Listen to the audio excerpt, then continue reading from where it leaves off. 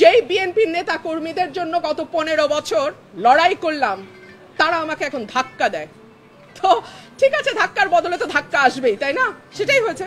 যেহেতু ওদের 10 জন 12 জন মিলে কথা বলছে, সো আমি একজন কথা বলেছি আর আমার পক্ষে একজন ডাক্তার উনি কথা বলেছেন। আমি কোনো গুন্ডা বদমাশের মেলা করি নাই, করতে চাইলে করতে পারতাম।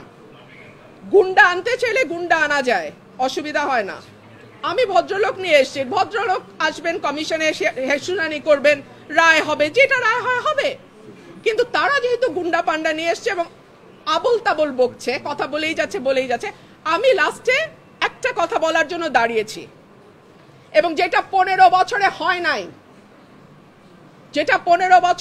নাই সেটা আজকে হয়েছে। অলমোস্ট আমার গায়ে ধাক্কা দিয়ে আমাকে ফেলে দেওয়ার চেষ্টা হয়েছে। যেই বিএনপির নেতা কর্মীদের জন্য গত 15 বছর লড়াই করলাম তারা আমাকে এখন ধাক্কা দেয়।